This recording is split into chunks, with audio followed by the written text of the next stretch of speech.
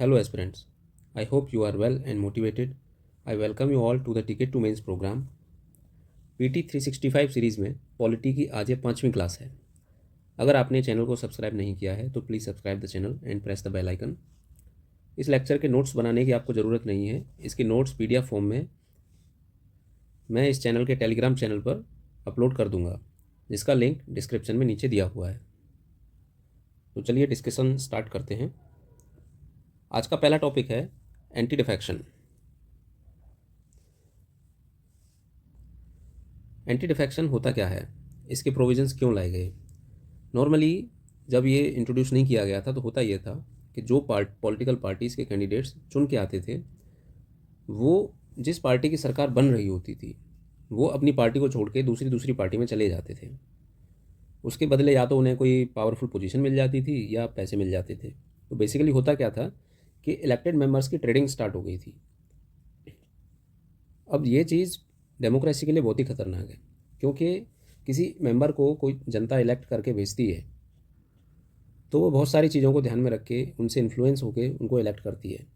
लेकिन जब elected members जनता के द्वारा दिए गए मैंडेट को फुलफ़िल किए बिना अपने पर्सनल इंटरेस्ट को सिक्योर करने के लिए पार्टीज़ को चेंज करने लगते हैं, तो जो पर्पज़ है इलेक्शन का, जो पर्पज़ है जनता का, वो फुलफ़िल नहीं हो पाता। ऐसे में होता क्या है, सिर्फ लीडर के पर्सनल इंटरेस्ट सर्व होते हैं। तो एंटी डिफेक्शन के प्रोविजंस कॉन्स्टिट्यूशन में 10th शेड्यूल में इंट्रोड्यूस किए गए via 52nd constitutional amendment act in 1985। It was introduced to prevent horse trading. Hindi में ये काफ़ी प्रचलित वर्ड होता था, आया राम गया Ram.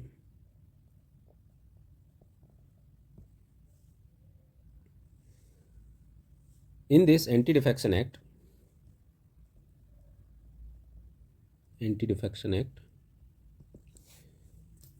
there are certain conditions under which a member can be disqualified if he performs or does certain activities, such as if the member, यदि कोई मेंबर किसी पार्टी के इलेक्शन सिंबल पर इलेक्ट होके आया है और इलेक्ट होने के बाद में अगर वो मेंबर अपनी पार्टी को वॉलंटरीली छोड़ देता है, उससे रिजाइन कर देता है, तो उसको as a defection, as a defect माना जाएगा।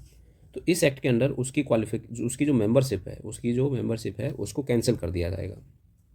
सेकंड थिंग इज़, अगर कोई मेंबर अपनी पार्टी लाइन के अगेंस्ट वोट करे, सपोज कोई पार्टी लाइन का स्टांस है कि किसी पार्लियामेंट में कोई बिल इंट्रोड्यूस हुआ है और कोई पार्टी उस बिल के अपोज में है, वो कोई भी रीज़न हो सकता है, लेकिन उस पार्टी का मेंबर अगर उस पार्टी लाइन के अगेंस्ट वोट करता है तो उस केस में भी उसको एज ए डिफेक्शन कंसिडर किया जाएगा। अगर कोई इंडिपेंडेंट मेंबर इलेक्शन जीतने के बाद में कोई पॉलिटिकल पार्टी को ज्वाइन करता है तो उस केस में उस इंडिपेंडेंट मेंबर को डिस्क्वालीफाई किया जा सकता है। अगर कोई नॉमिनेटेड मेंबर नॉमिनेट होने के 6 महीने बाद किसी पॉलिटिकल पार्टी को ज्वाइन करता है तो उस केस में उस मेंबर को डिस्क्वालीफाई किया जा सकता है। तो ये बातें आप ध्यान रखना। नॉमिनेटेड मेंबर्स के लिए है 6 मंथ्स, इंडिपेंडेंट मेंबर्स के लिए जैसे ही इलेक्ट होके कोई दूसरी पार्टी ज्वाइन कर लेते हैं, ठीक है। अब ये डिस्क्वालिफिकेशन डिसाइड कौन करते हैं? The presiding officer of the house who are in Lok Sabha is speaker, Lok Sabha में स्पीकर और राज्यसभा में चेयरमैन ऑफ द राज्यसभा। तो लोकसभा में स्पीकर और राज्यसभा में चेयरमैन किसी भी कैंडिडेट का डिफेक्शन डिसाइड करते हैं। उनकी क्वालिफिकेशंस के बेसिस पे जो भी डिसीजन होता है, considering the defecting activity of the member is done by speaker and chairman. There are certain exceptions in this anti defection law. What are those? सबसे पहला है पॉलिटिकल मर्जर्स। अंडर दिस, अगर किसी पॉलिटिकल पार्टी के 2/3 members छोड़ के किसी दूसरी पॉलिटिकल पार्टी से मर्ज हो जाते हैं तो उस केस में ये 2/3 मेंबर जो हैं इनको एज ए डिफेक्टिंग मेंबर्स नहीं माना जाएगा। ऑलराइट। सेकंड एग्जेम्पशन है स्पीकर और चेयरमैन। चेयरमैन तो पार्टी से होते नहीं है। स्पीकर चाहें तो स्पीकर बनने के बाद में after being elected as a speaker अपनी पार्टी से रिजाइन कर सकते हैं, और जब वो स्पीकर पोस्ट होल्ड करना बंद कर दें, when he resigns from the speaker और is removed from the speaker post of the speaker, then he can again join his political party. इस केस में स्पीकर चाहें तो रिजाइन करके वापस अपनी पार्टी ज्वाइन कर सकते हैं। डिस्क्वालिफिकेशन का क्राइटेरिया उनके ऊपर लागू नहीं होता है। Okay, so these two are the exemptions. Third thing is कि डिसीजन मेकिंग की कोई टाइम लिमिट नहीं है, ये बात आप ध्यान रखना। यूपीएससी चाहे तो आपको कंफ्यूज कर सकती है कि speaker has to decide within 3 months of receiving a disqualification motion. तो डिसीजन मेकिंग की कोई टाइम लिमिट नहीं है, स्पीकर या चेयरमैन जब चाहे तब उस मोशन के ऊपर डिसीजन ले सकते हैं। चलिए आगे चलते हैं। Kihoto Hollohan case. Kihoto Hollohan case is related to anti defection act, anti defection law. In this case supreme court ने क्या रूल किया कि speaker's decision under anti defection law is subject to judicial review. It is very important fact, keep it in mind. चलिए question देख लेते हैं। Question इस तरीके से है, which one of the following schedules of the constitution of India contains provisions regarding anti defection act. Very simple question, asked in 1998। कौन सा शेड्यूल है जिसके अंदर एंटी डिफेक्शन एक्ट के प्रोविजंस दिए गए हैं? Obviously 10th schedule. अगला टॉपिक है parliamentary committees.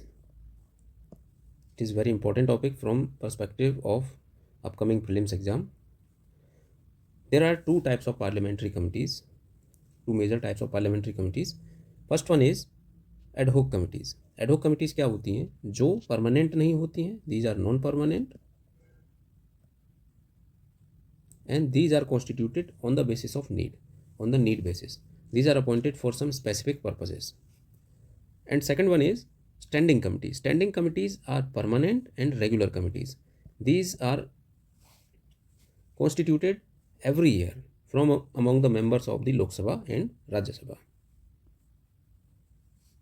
Here is some illustrative diagram regarding the type of parliamentary committees. It depicts what type of parliamentary standing committees are. Parliamentary standing committees. Parliamentary standing committees basically 6 types की होती हैं, 6 groups में उनको divide किया गया है। सबसे पहला फाइनेंशियल कमिटीज़, इसमें आती है public accounts committee, estimates committee, committee on public undertakings.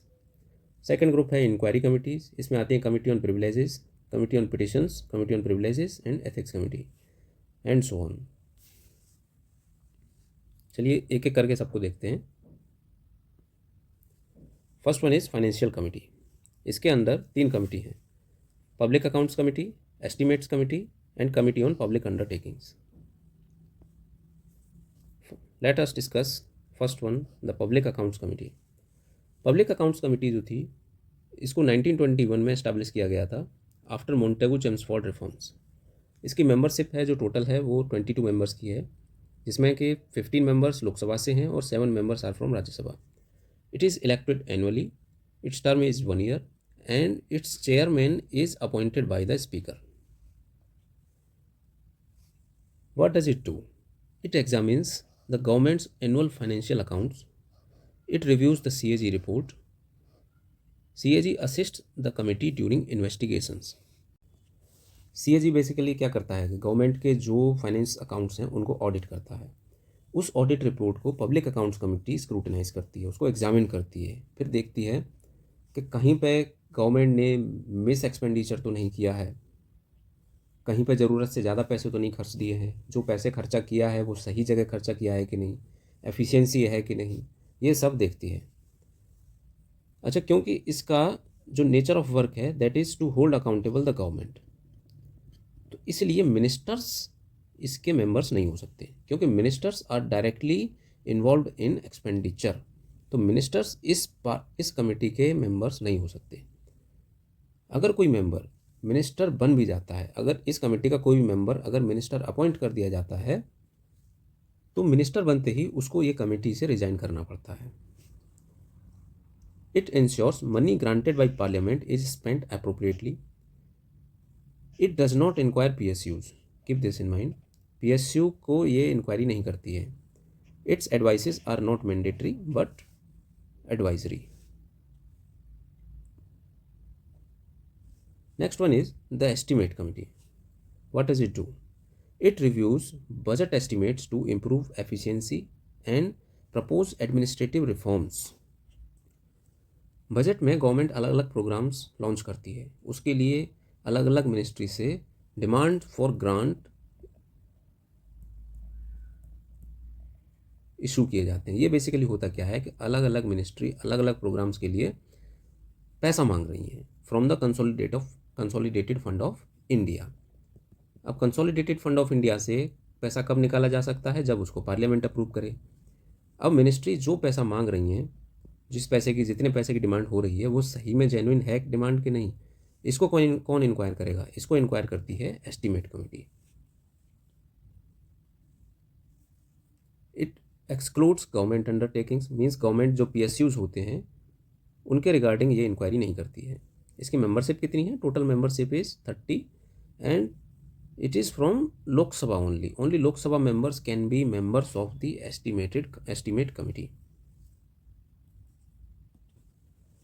All of its members are elected by proportional representation through single transferable vote from among the members of the Lok Sabha. Okay. Ministers cannot be members. Why? I have told you reason in the previous slide. Because ये government expenditure से जुड़ी हुई चीज़ों को inquire करती है, इसीलिए to prevent the conflict of interest, ministers cannot be the members of this committee. If any member is appointed as minister, then he must resign from his membership of this committee. How long is its term? It's 1 year. Committee on public undertakings, अभी हमने discuss किया कि estimate committee on public accounts committee PSUs को inquire नहीं करती है, तो उसको कौन करता है? Committee on public undertakings. Its basic duty is to scrutinize PSU reports and accounts. It evaluates PSU performance. Its membership is 22, 15 from Lok Sabha, 7 from Rajya Sabha, and its members are elected annually. Its chairman is appointed by the Lok Sabha Speaker. Its chairman is appointed by the Lok Sabha Speaker. Now let's discuss one question here. Question is, which one of the following authorities recommend the principles governing the grant in aid of the revenues to the states out of the consolidated fund of India? तो question solve करते time आपको कुछ exercises करनी है, जैसे कि जो important words हैं उनको अंडरलाइन करते चलना है. इसमें इंपॉर्टेंट वर्ड क्या है? Grants in aid, consolidated fund of India. ठीक है, तो ये दो इंपॉर्टेंट वर्ड हैं. तो अब इसका आंसर क्या होगा? देखिए, इंटर स्टेट काउंसिल के पास वो पावर नहीं है.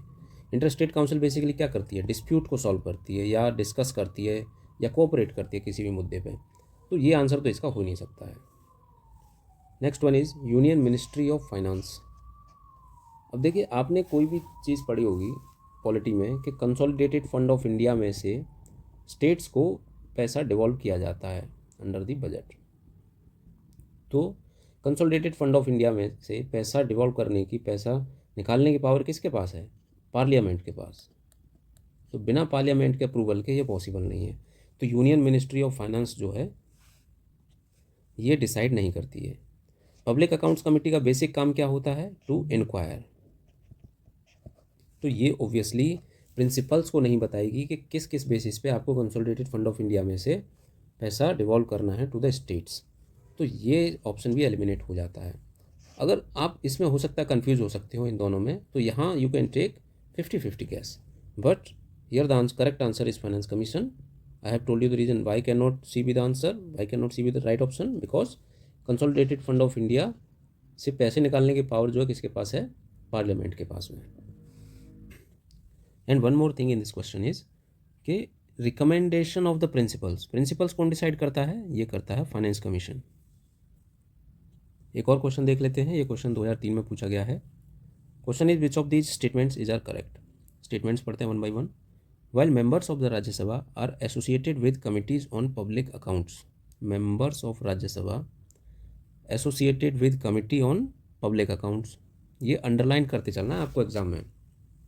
And public undertakings, members of committee on estimates are drawn entirely from the लोक सभा.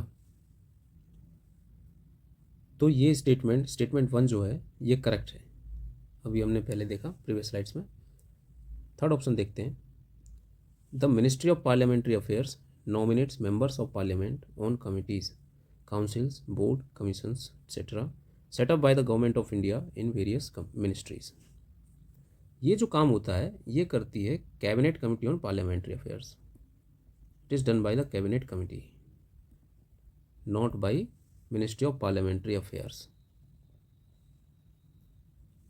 So this statement is wrong. तो 3 ऑप्शन थर्ड इज रॉन्ग. तो इसकी वजह से कौन सा ऑप्शन एलिमिनेट हो जाता है? Option D, option C, option B. The remaining option is option A. Let's discuss another question. Just read statement 1. The chairman of the committee on public accounts, the chairman of the committee on public accounts is appointed by the speaker of the Lok Sabha. Committee on public accounts का chairman जो है वो Lok Sabha speaker के द्वारा appoint किया जाता है. क्या स्टेटमेंट सही है? जी हाँ, ये स्टेटमेंट सही है. अब ये स्टेटमेंट ठीक है, तो यहाँ पे हम दूसरे स्टेटमेंट को जाने बिना 2 ऑप्शंस एलिमिनेट कर लेते हैं. पहला option B, it is eliminated because first statement 1 is correct. Second one is option D can be eliminated because option 1 is correct. तो बचे कौन से? ये 2. तो यहाँ आपको अगर दूसरा स्टेटमेंट नहीं भी पता है तो आप 50-50 गैस वर्क कर सकते हैं, लेकिन गैस वर्क आपको बहुत ज़्यादा नहीं करना है. ऐसा नहीं है कि 100 में से आप 50 क्वेश्चंस में गैस वर्क ही करते जा रहे हैं, 60 क्वेश्चन में गैस वर्क ही करते जा रहे हैं. ऐसा नहीं होना चाहिए. दूसरा स्टेटमेंट पढ़ते हैं. The committee on public accounts comprises members of Lok Sabha, members of Rajya Sabha. यहाँ तक तो ठीक है. मेंबर्स ऑफ लोकसभा भी होते हैं, मेंबर्स ऑफ राज्यसभा भी होते हैं. And few eminent person of industry and trade. No, this part is wrong. तो ऑप्शन जो सेकंड स्टेटमेंट है वो रॉन्ग हो जाता है. तो ऑप्शन कौन सा बचा? Option C is eliminated and option A remains. So the correct answer is option A. एक और क्वेश्चन देख लेते हैं. Consider the following statements. ये क्वेश्चन 2013 में पूछा गया है. The parliamentary committee on public accounts, statement 1 is consists of not more than 25 members of Lok Sabha. Is this statement correct? No, because parliamentary committee on public accounts में कितने member होते हैं? Total 22, 15 from Lok Sabha and 7 from Rajya Sabha. Okay, so this statement is wrong. On this basis, how many options can we eliminate now? We can eliminate 2 options from here. तो बचे कौन से? Option 2, B and सी. अब B and सी में statement 3 is common. इसका मतलब statement 3 correct होगा. अब हमें क्या चेक करना है? स्टेटमेंट 2 की वैलिडिटी. देखिए, इस तरीके से आपने स्टेटमेंट 3 को पढ़ा भी नहीं, ठीक है, तो आपने एक टाइम बचा लिया. अब हम देखते हैं कि स्टेटमेंट 2 ठीक है या नहीं. Statement 2 says Parliamentary Committee on Public Accounts scrutinizes appropriation and finance accounts of the government. Yes, it is correct because this parliamentary committee scrutinizes CAG reports. CAG reports क्या करती है?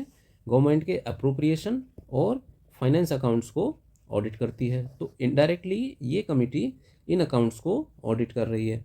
तो इस बेसिस पे statement 2 is correct. So the correct answer is option B.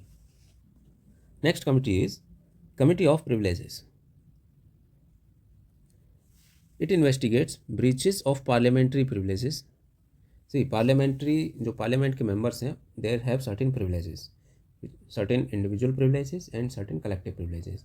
For example, no member of parliament can be held accountable for anything said inside the house of the parliament. Okay. अगर कोई भी member of parliament के house के under कुछ भी बोलता है, उसके अगेंस्ट उसके बेसिस पर उसके अगेंस्ट कोई भी कार्रवाई नहीं हो सकती है, कोई भी एक्शन नहीं लिया जा सकता. It comprises 10 members nominated by Rajya Sabha chairman. In Lok Sabha the privileges committee has 15 members, but in Rajya Sabha it has 10 members and they are nominated, they are not elected. अभी हमने जो 3 कमिटीज डिस्कस की उनके members were elected from among the members of the house. लेकिन committee of privileges के case में members को nominate किया जा रहा है, इलेक्ट नहीं किया जा रहा. ये ध्यान रखने की बात है. And they are nominated by the speaker in Lok Sabha and chairman in Rajya Sabha. तो कमिटी ऑफ प्रिविलेजेस राज्यसभा की अलग है, लोकसभा की अलग है. राज्यसभा में कितने मेंबर होते हैं कमिटी ऑफ प्रिविलेजेस में? 10 मेंबर्स. और लोकसभा में कितने हुए? 15 members. And all the members and chairman are nominated by the chairman and speaker of the Lok Sabha. Further, there are certain committees to scrutinize and control. How many of them? They are of 6 types. First one is Committee on Government Assurances.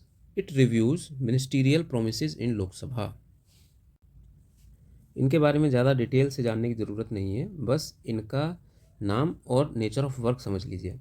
Committee of government assurances क्या देखती है कि कौन minister क्या reply दे रहा है और reply किस लेवल तक सही है, कहीं वो फॉल्स रिप्लाई तो नहीं दे रहे हैं। कमिटी ऑन सबॉर्डिनेट लेजिस्लेशन, नाम से ही पता चल रहा है subordinate legislation.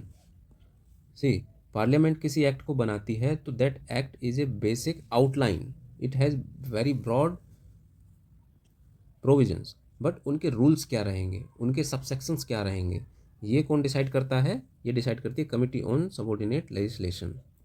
Next one is committee on papers laid on table. It verifies the credibility and compliance of papers by ministers.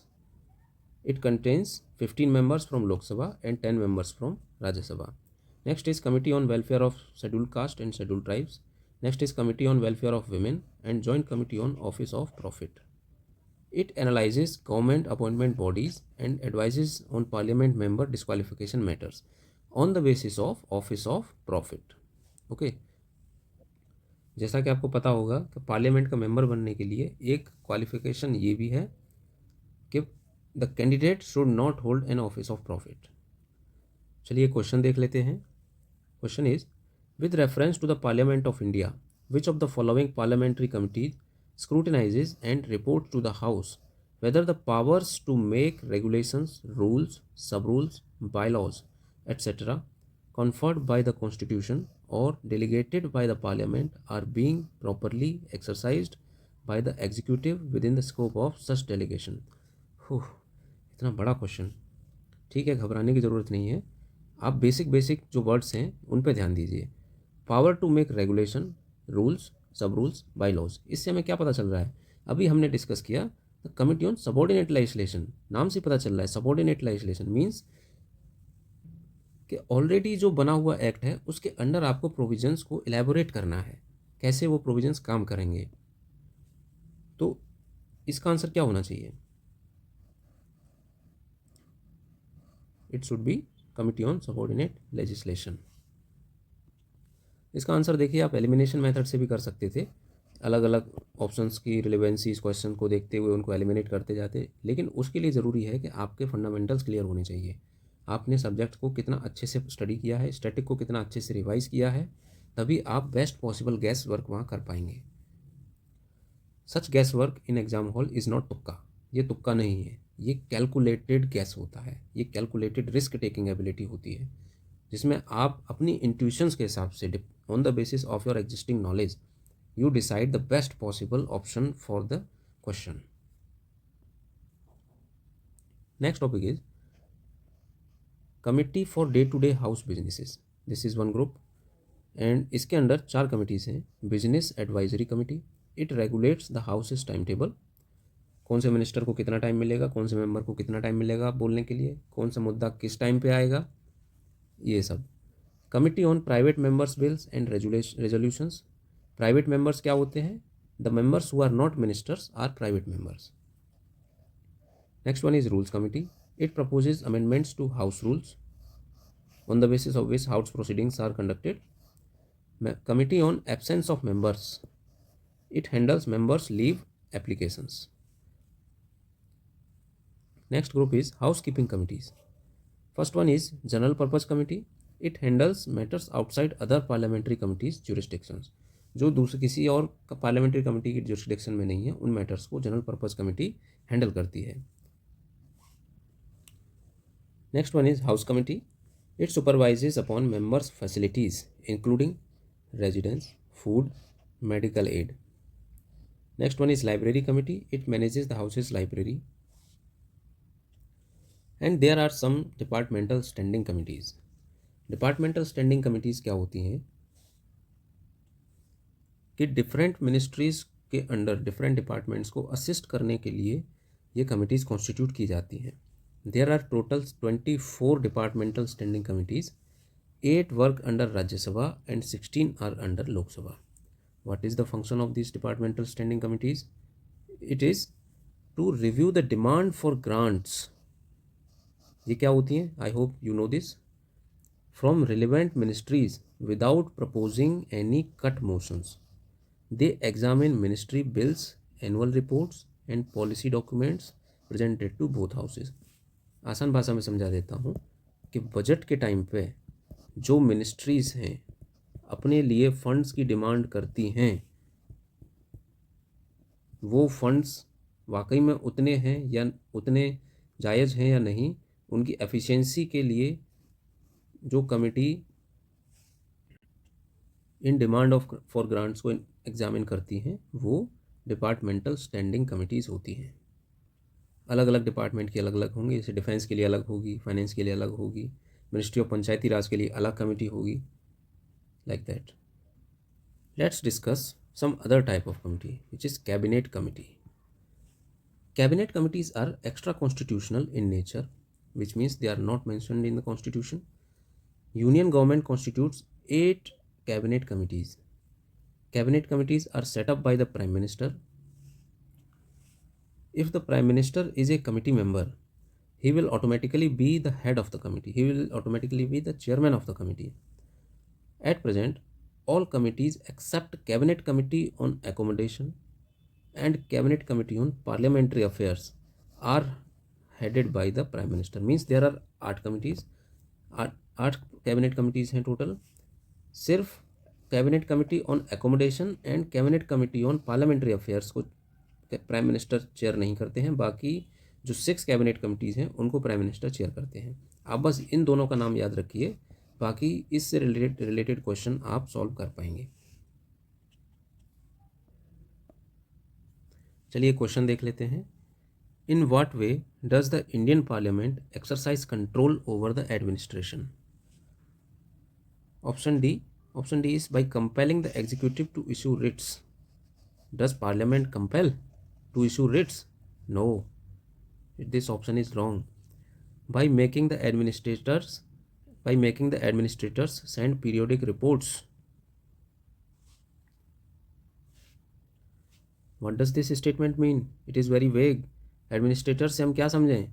क्या ये एक IAS ऑफिसर हैं या फिर he is an administrator of UT? Option B, through consultative committees in various ministries. Obviously these are some kind of committees, but these are in ministries and these are consultative role. These have only consultative role. तो consultative अगर किसी का role है तो उनके through आप control कैसे exercise कर पाओगे? तो this option also eliminates. Remaining option is option A, through parliamentary committees. See, this question is very easy. Even if you don't know, you can eliminate remaining options and reach to the correct option. Next one is parliamentary committee on official language. Okay, see, what is our official language? The official language of the government of India is Hindi in Devanagari script, but English is also used as an official language. So इस parliamentary committee का purpose क्या है? To promote Hindi. Union home minister act as chairperson of this committee. There is some error, some typing mistake in this sentence. It was formed in 1976 under section 4 of the Official Languages Act 1963. It includes 30 members, 20 from Lok Sabha, 10 from Rajya Sabha, and they are elected through proportional representation. It reviews Hindi uses for official purposes and submits recommendation to the president. आप बस इतना ध्यान रखिए कि parliamentary committee on official language का purpose क्या है? To promote Hindi. इसके चेयरमैन कौन है? Union home minister. और इसके टोटल मेंबर्स कितने हैं? They are 30, of which 20 are from Lok Sabha and 10 are from Rajya Sabha. Next topic is parliament secretariat. The constitution provides secretariat for each house. Article 90 has provisions for the Secretariat for Lok Sabha, Article 187 for Rajya Sabha. The Secretary General of both houses hold ranks equivalent to that of the Cabinet Secretary. Secretary General कौन होते हैं? Parliament secretariat को जो chair करते हैं, जो वहाँ पे चीफ ऑफिसर होता है, उसका रैंक क्या होता है? Secretary general. उस पोस्ट का नाम क्या है? Secretary general. उनकी प्रेसिडेंस में जो रैंक होती है वो किसके इक्विवेलेंट होती है? कैबिनेट सेक्रेटरी के equivalent. However, in the table of precedence, Cabinet Secretary is placed at 11th position, whereas Secretary to the Lok Sabha and Rajya Sabha are placed at 23rd position. तो ये table of precedence है जिसमें president की rank first होती है, इस तरीके से प्राइम मिनिस्टर की होती है, अलग अलग पोस्ट की अलग अलग प्रेसिडेंट्स की रैंक है। तो इसमें जो secretary to the Lok Sabha and Rajya Sabha जो हैं, जो सेक्रेटरी जनरल्स हैं, इनकी रैंक कितनी होती है? 23। इसको आप ध्यान रखिएगा, ये इंपॉर्टेंट है काफ़ी। Next one is the citizenship. Citizenship हाल फिलहाल में काफ़ी न्यूज़ में रहा है ये मुद्दा। The citizenship act 1955 provides acquisition of citizenship on the basis of birth, descent, registration, naturalization, incorporation of territory। आपको इनमें बहुत ज़्यादा डिटेल में जाने की ज़रूरत नहीं है, बस ये ध्यान रखिए कि किस किस तरीके से इंडिया की सिटीजनशिप एक्वायर की जा सकती है और किस किस तरीके से सिटीजनशिप जा सकती है, किस किस तरीके से any person can lose his citizenship by renunciation, which means if an Indian citizen can renounce their citizenship by termination. Citizenship ends if a citizen voluntarily acquires another nation's citizenship except in war time। War time के अलावा कोई भी citizen किसी दूसरे nation की citizen acquire करता है तो ऑटोमेटिकली उसकी सिटीजनशिप टर्मिनेट कर दी जाती है। Okay. Third method is by deprivation, which means the government can terminate citizenship if it is acquired by fraud or the citizen has shown the disloyalty to the constitution or unlawful communication with the enemy during war। Keep these things in mind, these are important from the upcoming prelims exam।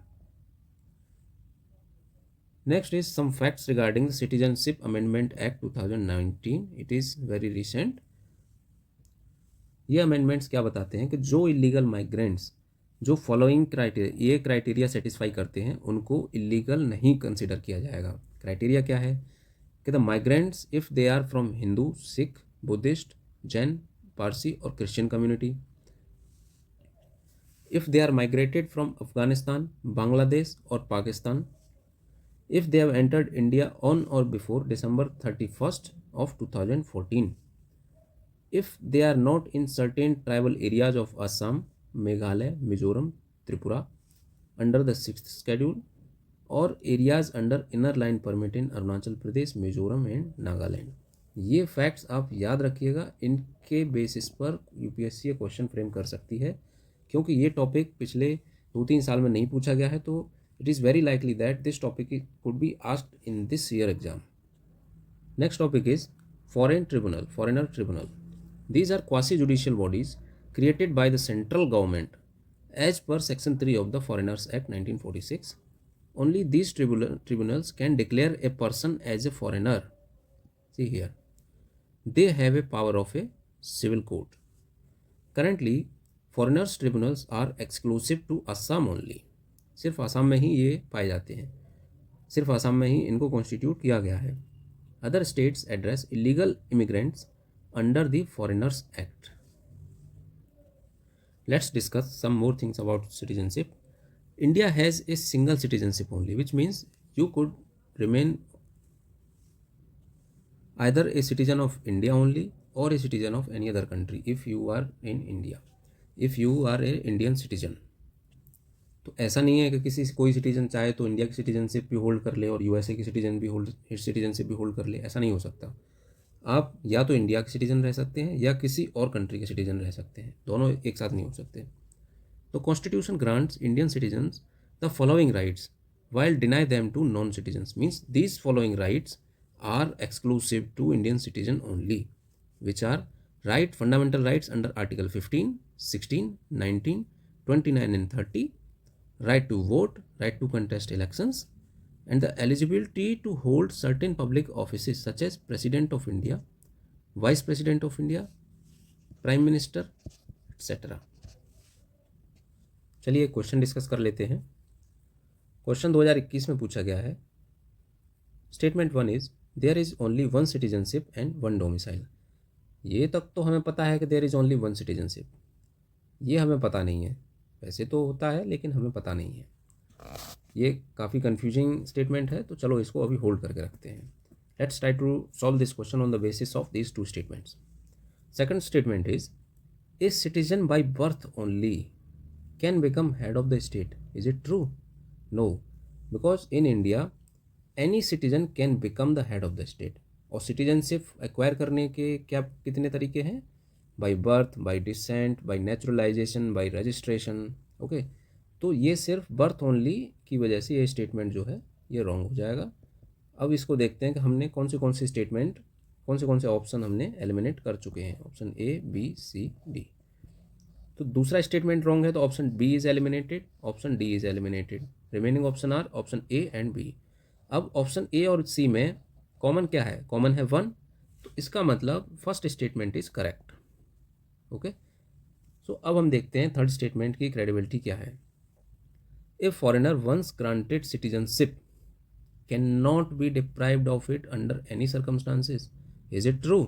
No, because citizenship can be terminated, can be deprived और can be renunciated। Okay, ये provisions हमने अभी देखे हैं। अगर कोई foreigner fraud से एक सिटीजनशिप एक्वायर कर ले तो ऑब्वियसली उसकी सिटीजनशिप को टर्मिनेट किया जाएगा। तो ऑप्शन 3 बिकम्स रॉन्ग, तो option C is also eliminated. The correct option remaining is option A. तो ये मैंने पहले भी बताया है कि यूपीएससी प्रीलिम्स में क्वेश्चन सॉल्व करते time you don't have to find the right option straightforwardly. आपको पता करना है कि कौन सा ऑप्शन गलत होगा, कौन सा ऑप्शन इज मोस्ट रॉन्ग, और उनको एलिमिनेट करते करते you will reach to the right option. Next topic is cabinet secretary. छोटा सा टॉपिक है, देख लेते हैं। What are its functions?